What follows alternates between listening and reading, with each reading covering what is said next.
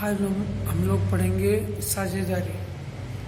साझेदारी अधिनियम 1932 है। एकांकी व्यापार के दोषों को दूर करने के लिए साझेदारी अधिनियम पारित किया गया, जिसमें बैंकिंग व्यवसाय में अधिकतम 10 व सामान्य व्यवसाय में अधिकतम 20 सदस्य हो सकते हैं। साझेदारी अधिनियम 1932 के अनुसार साझेदारी उन व्यक्तियों के पारस्परिक संबंध को कहते हैं जो किसी कारोबार से उत्पन्न लाभ को आपस में बांटने के लिए सहमत हुए हों, जिसे उन सब के द्वारा या सबकी ओर से किसी एक व्यक्ति द्वारा चलाया जाता हो, साझेदारी कहलाती है। अर्थात साझेदारी दो व्यक्तियों के बीच पारस्परिक संबंध को कहते हैं जो किसी कारोबार का संचालन करते हैं। साझेदारी पारस्परिक संबंध पर आधारित होती है, जिसमें दोनों व्यक्तियों के बीच आपसी संबंध होते हैं और उस आपसी संबंध के तहत वो किसी कारोबार का संचालन करते हैं। उससे उत्पन्न लाभ और हानि को बराबर भागों में बांटते हैं। अब हम देखेंगे साझेदारी की विशेषताएं। पहली है दो या अधिक व्यक्तियों को होना।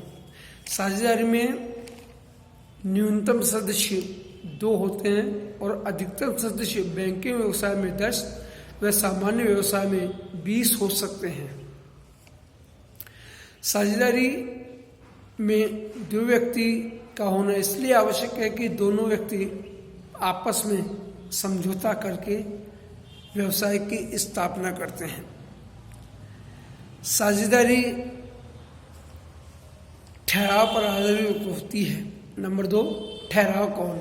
साझेदारों के मध्य एक ठहराव होता है। यह ठहराव लिखित अथवा मौखिक दोनों प्रकार का हो सकता है। सामान्यतः साझेदार द्वारा लिखित ठहराव कर लिया जाता है ताकि जब साझेदारी की समाप्ति हो या उसका विघटन हो तो सभी साझेदार इस ठहराव के आधार पर साझेदारी की संपत्तियों का बंटवारा कर सकें। तीसरा है कारोबार का होना। साझेदारी के लिए व्यवसाय का होना आवश्यक है। कारोबार भी ऐसा हो जो कानून की दृष्टि में वैध हो। अगर वैध व्यवसाय नहीं है तो किया गया साझेदारी अपने आप ही रद्द मानी जाती है। नंबर 3, कारोबार का उद्देश्य लाभ कमाना हो। जो भी वैध कारोबार स्थापित किया जाए उसका उद्देश्य लाभ कमाना होता है। यह अलग बात है कि लाभ कमाते हुए संस्था हानि भी उठा सकती है, लेकिन लाभ के उद्देश्य से ही व्यवसाय की स्थापना की जाती है। कारोबार से उत्पन्न लाभों का आपस में बंटवारा। जो भी वैध कारोबार किया जाता है उस कारोबार से जो लाभ उत्पन्न होता है वो या तो बराबर अनुपात में या पूंजी के अनुपात में बांटा जाता है। जिस अनुपात में लाभ का बंटवारा किया जाता है उसी अनुपात में हानि का बंटवारा भी किया जाना आवश्यक होता है। अगर साझेदारों के बीच कोई अनुबंध नहीं होता है तो हानि बराबर मात्रा में बांटी जाती है। नेक्स्ट, कारोबार का संचालन सभी साझेदार द्वारा या सबकी सहमति से किसी एक साझेदार द्वारा किया जाना। जो भी कारोबार स्थापित किया जाता है उसका संचालन या तो सब साझेदार आपसी सहमति से कर सकते हैं अगर संख्या 2 या 3 होती है तो, लेकिन अगर संख्या 10 या 12 होती है तो सब साझेदारों की सहमति से किसी एक व्यक्ति को या 2 व्यक्ति को साझेदारी फर्म के संचालन के लिए नियुक्त किया जा सकता है। साझेदारों के संबंध। नेक्स्ट, साझेदारों के संबंध पारस्परिक एजेंसी के होते हैं। साझेदारी में एक साझेदार दूसरे साझेदार का एजेंट होता है और अन्य साझेदार उसके नियोक्ता होते हैं। तो उनका पारस्परिक संबंध जो होता है वो एजेंसी अधिनियम के तहत नियोक्ता और एजेंट के मध्य जो पारस्परिक संबंध होता है वैसा ही संबंध होता है।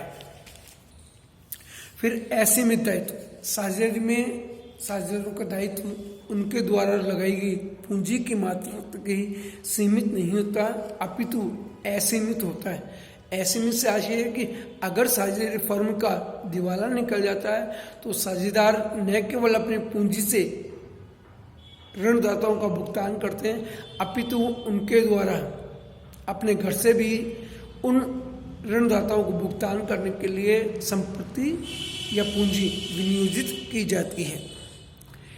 नेक्स्ट, हित हस्तांतरण। साझेदार अपना हित हस्तांतरित नहीं कर सकता, अर्थात साझेदारी फर्म में कोई भी साझेदार किसी भी साझेदार की सहमति के बिना अपना हित हस्तांतरित नहीं कर सकता। अगर सब साझेदार हों तो कोई भी साझेदार किसी अन्य व्यक्ति को साझेदारी फर्म में अपना हित हस्तांतरित कर सकता है। फिर है सर्वसम्मति निर्णय। साझेदारी में निर्णय बहुमत के आधार पर तो होते रहे, अगर संख्या सीमित होती है तो आम सहमति के आधार पर साझेदारों के द्वारा निर्णय लिए जाते हैं, अन्यथा साझेदार आपसी सहमति से ही समस्त निर्णय लेते हैं। साझेदार का अस्तित्व। साझेदार का अस्तित्व साझेदारों पर निर्भर करता है। अगर साझेदार की मृत्यु हो जाती है या दिवालिया हो जाता है अथवा वो व्यवसाय करने के लिए अयोग्य घोषित कर दिया जाता है तो साझेदारी का अस्तित्व स्वतः ही समाप्त हो जाता है। साझेदारी के अस्तित्व के लिए आवश्यक है कि सभी साझेदारों में अनुबंध करने की योग्यता का होना आवश्यक है। अगर अयोग्य कोई साझेदार हो जाता तो साझेदारी अपने आप स्वतः समाप्त हो जाती। बाकी नेक्स्ट कल।